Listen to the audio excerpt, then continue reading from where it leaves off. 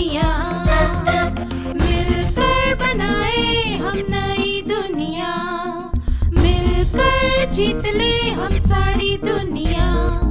बीज हमें आज बोने दो, रोज उसे थोड़ा बढ़ने दो, छू लेंगे आकाश हम, मन के विचार हकीकत बने, सिद्धि फल से आनंद देंगे, कोशिश कर बढ़े, सोच बुलंद करे।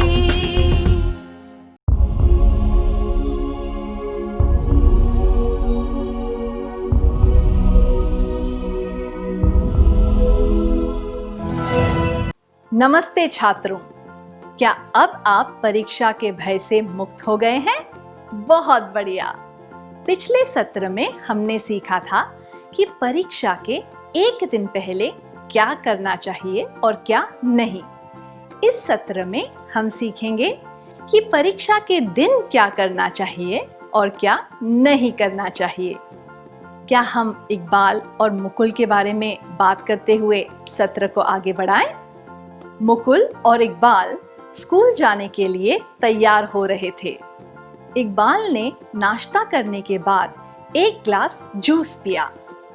मुकुल नाश्ता ही नहीं करना चाहता था, पर इकबाल की माँ ने उससे बात की और उसे हल्का फुल्का नाश्ता करने के लिए मना लिया। उन्होंने ऐसा क्यों किया?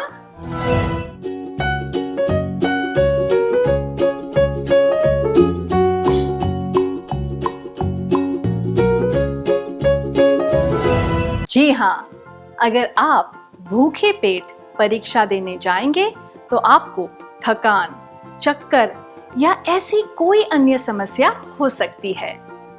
आप में परीक्षा देने की ताकत नहीं रहेगी। विशेषज्ञों का मानना है कि शरीर में तरल पदार्थों की कमी से ऐंठन आने लगती है। हल्का नाश्ता करने से और कुछ पौष्टिक पीने से शरीर में पानी की कमी नहीं रहती और ऐंठन भी नहीं आती। जैसा कि मैंने पहले कहा था, परीक्षा के दिन और उसके एक दिन पहले हमें ऐसा खाना खाना चाहिए जो पौष्टिक हो और आसानी से पच जाए। आवश्यकता के अनुसार पानी पीना चाहिए। जरूरत से ज्यादा पानी नहीं पीना चाहिए। हमें परीक्षा के दिन पौष्टिक भोजन खाना चाहिए और सही मात्रा में पानी पीना चाहिए।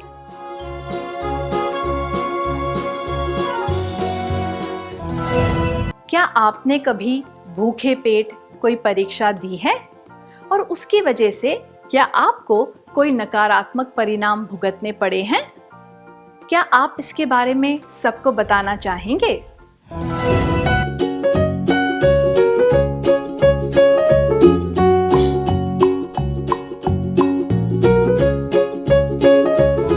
आपका अनुभव बताने के लिए धन्यवाद। नाश्ते के बाद मुकुल स्कूल जाने के लिए तैयार था।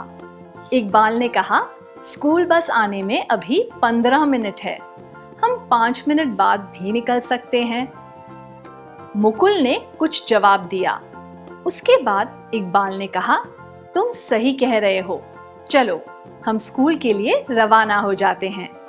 वे दोनों स्कूल जाने के लिए निकल गए। आपको क्या लगता है, मुकुल ने इकबाल से क्या कहा होगा? क्या आप दोनों इस दृश्य का अभिनय करके दिखा सकते हैं?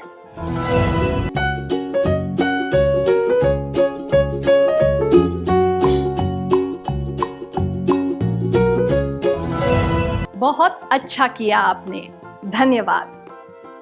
क्या आपने इस वार्तालाप पर ध्यान दिया? मुकुल ने कहा, समय के हिसाब से बस 15 मिनट बाद आने वाली होगी, पर ऐसा भी हो सकता है कि बस जल्दी आ जाए या फिर आए ही ना। अगर हम स्कूल की तरफ जाने वाली पहली बस पकड़ लें तो हम इस तनाव से बच सकते हैं। क्या मुकुल सही कह रहा था?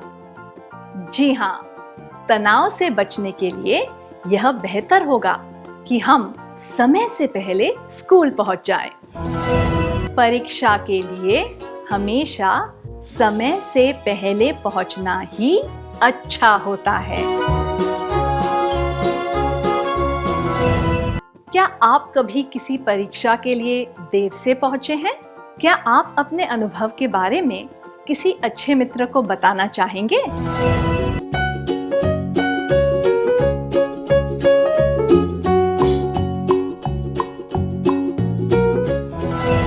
अपनी भावनाएं बताने के लिए धन्यवाद। इकबाल और मुकुल समय से पहले परीक्षा कक्ष में पहुंच गए और जाकर अपनी सीट पर बैठ गए। परीक्षक ने सबको प्रश्न पत्र दिए। इकबाल और मुकुल को प्रश्न पत्र लेने के बाद क्या करना चाहिए? पहला प्रश्न पढ़ते ही उत्तर लिखना शुरू कर देना चाहिए। पूरा प्रश्न पत्र एक बार पढ़ लेना चाहिए और जो प्रश्न उन्हें अच्छी तरह आते हैं उनके जवाब सबसे पहले लिखने चाहिए। आसपास देखना चाहिए कि अन्य विद्यार्थी क्या कर रहे हैं।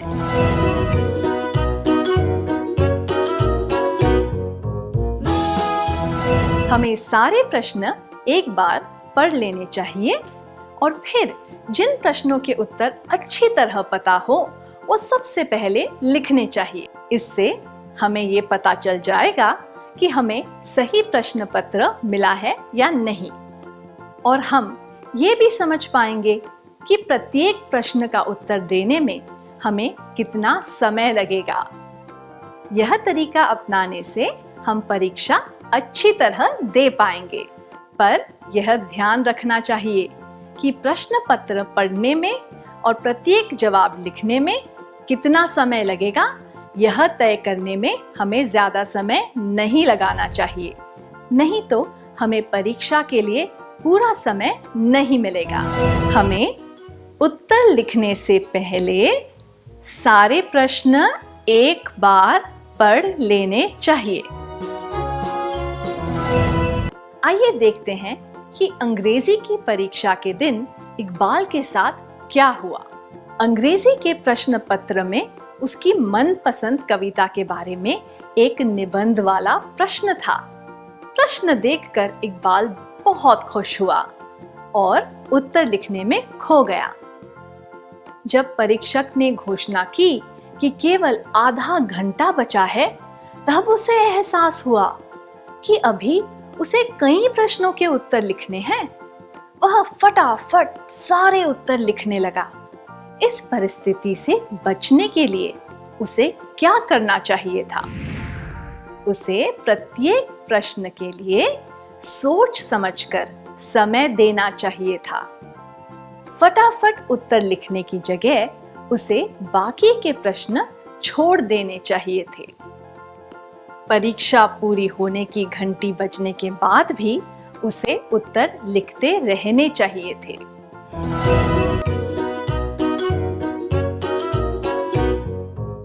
इकबाल से भी वही गलती हुई जो परीक्षा के दौरान अन्य कई छात्रों के साथ होती है।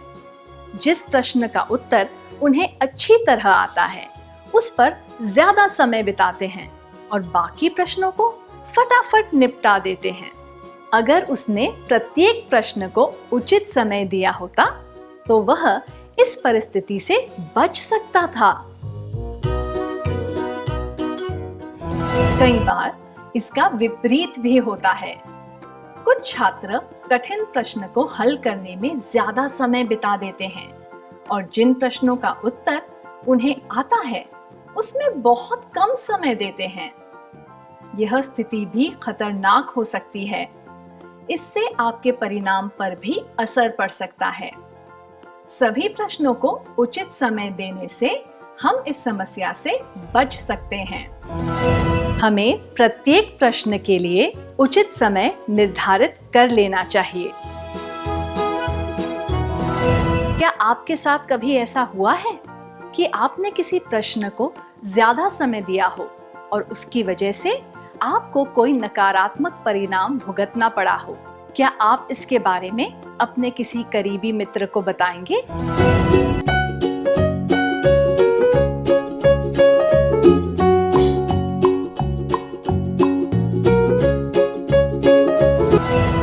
अपना अनुभव बताने के लिए धन्यवाद। अब एक क्रियाकलाप। आइए हम देखते हैं कि परीक्षा अच्छी तरह लिखने के लिए क्या क्या करना चाहिए। आपको स्क्रीन पर कुछ वाक्य दिखाए जाएंगे जिनमें रिक्त स्थान दिए गए हैं। रिक्त स्थानों में भरने के लिए आपको कुछ शब्द दिए जाएंगे। आपको उनमें से उचित शब्दों का प्रयोग करके रिक्त स्थान भरने हैं। क्या आप तैयार हैं? जिस उत्तर पुस्तिका में कुछ काटा न गया हो और सब कुछ स्पष्ट शब्दों में लिखा गया हो, वह क्या होती है? एक उत्तर पुस्तिका रिक्त होनी चाहिए। उसमें कोई भी उत्तर अधूरे नहीं होने चाहिए। अगर हम रिक्त से काम करें तो हम छोटी बड़ी गलतियां करने से बच सकते हैं। प्रत्येक उत्तर दिए गए प्रश्न के लिए रिक्त होना चाहिए।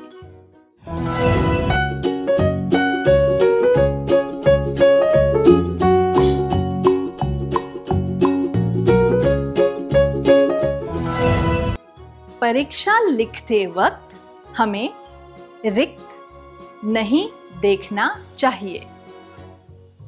प्रत्येक उत्तर में रिक्त होनी चाहिए। जब कोई शंका हो तो पहले रिक्त तैयार करने से मदद मिल सकती है। रिक्त प्रश्न पत्र को अच्छी तरह पूरा करने की कुंजी है।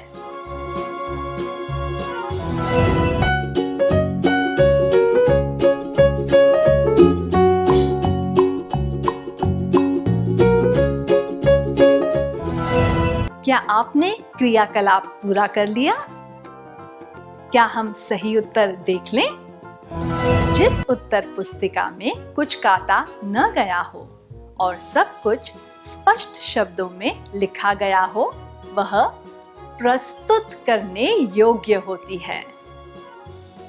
एक उत्तर पुस्तिका पूरी होनी चाहिए। उसमें कोई भी उत्तर अधूरे नहीं होने चाहिए। अगर हम सावधानी से काम करें तो हम छोटी बड़ी गलतियां करने से बच सकते हैं। प्रत्येक उत्तर दिए गए प्रश्न के लिए उचित होना चाहिए। परीक्षा लिखते वक्त हमें इधर उधर नहीं देखना चाहिए।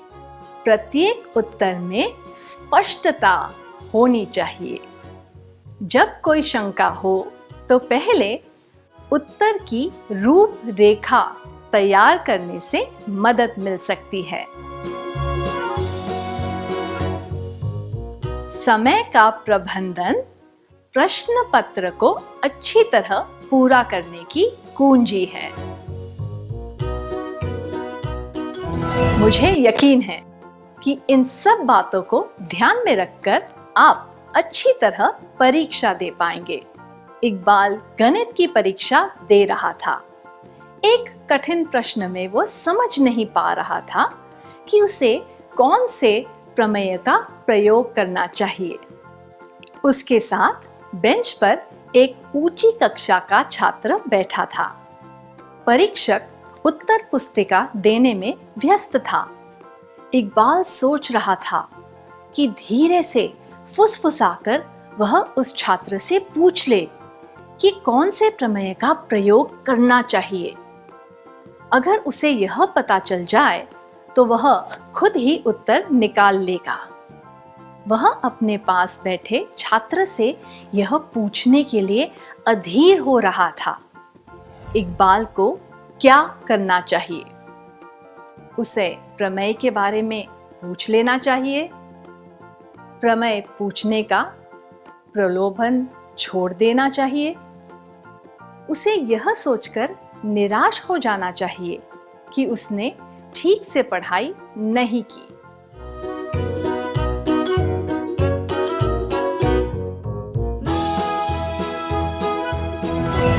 दूसरे छात्र से मदद लेने का अर्थ है बेईमानी करना। यह दूसरों के साथ नहीं बल्कि खुद के साथ बेईमानी होगी। उसने ठीक से पढ़ाई नहीं की, इस बारे में सोचकर निराश होने से भी कुछ हासिल नहीं होगा। इससे उसकी परीक्षा के परिणाम पर भी असर पड़ सकता है। उसे प्रमेय के बारे में नहीं पूछना चाहिए, यह नियमों के विरुद्ध है। अगर परीक्षक को पता चल जाए कि उसने बेईमानी की है तो उसे परीक्षा से बाहर भी किया जा सकता है। ऐसी स्थिति में उसका आत्मसम्मान और उसकी इज्जत दोनों ही कम हो जाएगी। आत्मसम्मान गंवाने से बेहतर है कि वह परीक्षा में कुछ अंक कम ले आए। बेईमानी करके ज्यादा अंक प्राप्त करने से तो अच्छा है कि हम उतने ही अंक लाएं जितने के हम हकदार हैं। हमें बेईमानी नहीं करनी चाहिए और जो हमें आता है वही लिखना चाहिए। क्या हम एक शपथ लें? कृपया अपने स्थान पर खड़े हो जाएं। अपना सीधा हाथ इस तरह अपनी छाती पर रखें और मेरे बाद दोहराएं।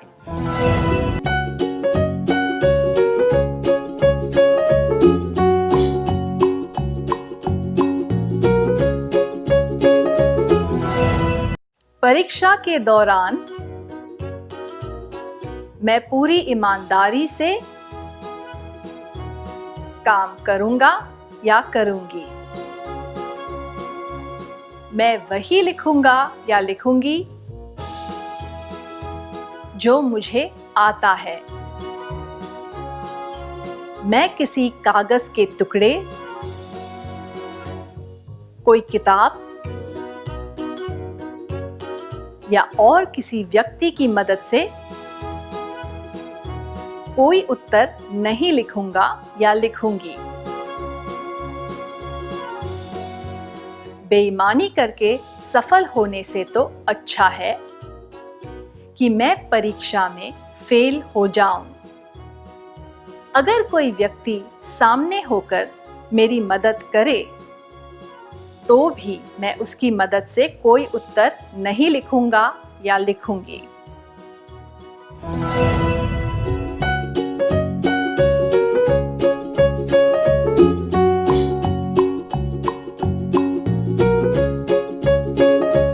उस प्रश्न से परेशान होने के बाद इकबाल ने दूसरे प्रश्न हल किए।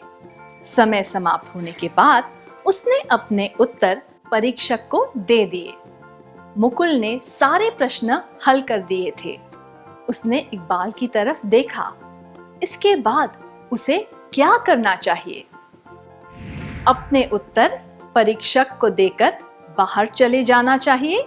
आखिरी घंटी बजने से पहले सारे उत्तर एक बार जांच लेने चाहिए ताकि कोई गलती ना रह जाए। बैठे बैठे घंटी बजने का इंतजार करना चाहिए। जल्दबाजी में परीक्षा कक्ष से बाहर जाना या फिर घंटी के बजने का इंतजार करना सही नहीं होता। यह स्वीकार्य नहीं है, क्योंकि इससे यह पता चलता है कि आप समय का सदुपयोग करना नहीं जानते। जो भी समय बचा हो उसमें आप उत्तर फिर से पढ़कर कुछ छोटी मोटी गलतियों को सुधार सकते हैं। ऐसा करने से आपको ज्यादा अच्छे अंक भी मिल सकते हैं। हमें जल्दबाजी में परीक्षा कक्ष के बाहर नहीं जाना चाहिए।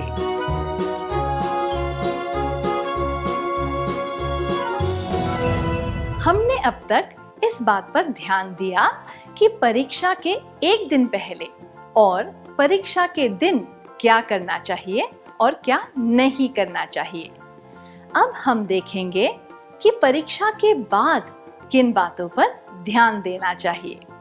परीक्षा के बाद इकबाल अन्य विद्यार्थियों के साथ प्रश्न पत्र के बारे में चर्चा कर रहा था। उसे पता चला कि उसने एक प्रश्न का उत्तर गलत लिख दिया है क्योंकि उसने प्रश्न ठीक से नहीं पढ़ा था। अब इकबाल को क्या करना चाहिए? गलती के बारे में सोचकर दुखी होना चाहिए, गलती की वजह से खुद को कोसना चाहिए, यह ठान लेना चाहिए कि अब वह ऐसी गलती दोबारा नहीं करेगा। दुखी होना या खुद को कोसना व्यर्थ होगा। इससे बेहतर तो यह होगा कि वह इस अनुभव से कुछ सीखे। इसलिए सबसे उचित यही होगा कि वह ठान ले कि ऐसी गलती फिर से नहीं करेगा। हमें अपनी गलतियों के बारे में सोचकर निराश नहीं होना चाहिए। गलतियों को दोहराना नहीं चाहिए।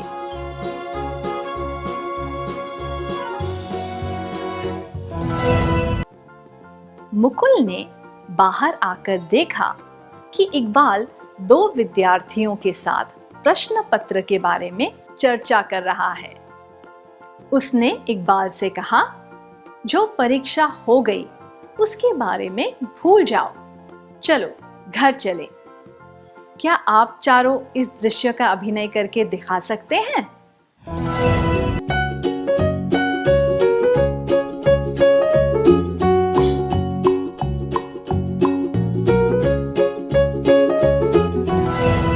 धन्यवाद, बहुत बढ़िया था। मुकुल इकबाल को वहां से क्यों ले गया? जो परीक्षा हो चुकी है उसके बारे में ज्यादा सोचना उचित नहीं होता। उससे तो केवल तनाव बढ़ता है और समय भी बर्बाद होता है। इकबाल को अपना मन बहलाना चाहिए और आने वाली परीक्षा पर ध्यान देना चाहिए। जिस चीज को बदला नहीं जा सकता उसके बारे में सोचने से कोई फायदा नहीं। उसने जो गलतियां की थी उन्हें दोहराना नहीं चाहिए। आत्मविश्वास और सकारात्मक सोच से ही आगे बढ़ने की मदद मिलती है। हमें बीती हुई परीक्षा के बारे में बात करके अपना समय बर्बाद नहीं करना चाहिए। क्या आप परीक्षा के बाद प्रश्न पत्र के बारे में चर्चा करते हैं? जब आपको पता चला कि आपने किसी प्रश्न का गलत उत्तर लिखा है तो आपको कैसा लगा? क्या आप इसके बारे में अपने करीबी मित्र को बताना चाहेंगे?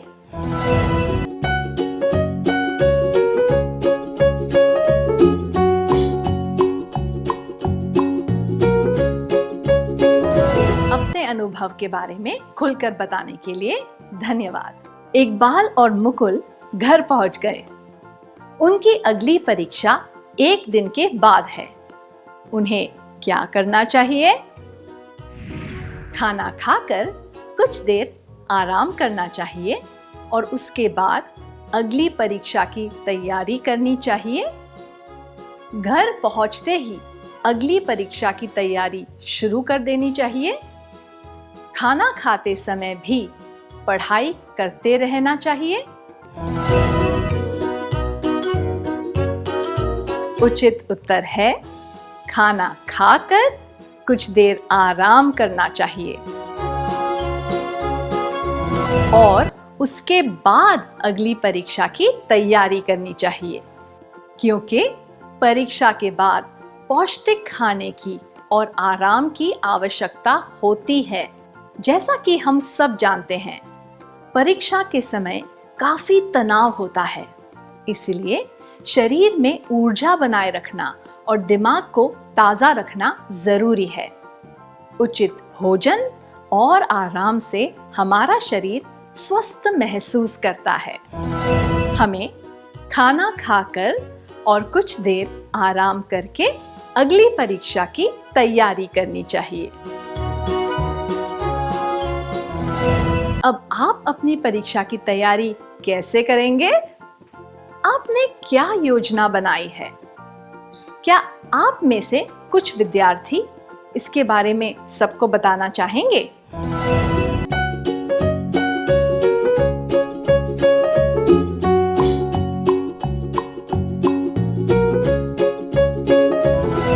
अपने अनुभव बताने के लिए धन्यवाद। क्या अब हम आज के सत्र में सीखी हुई बातों का सार संक्षेप कर लें?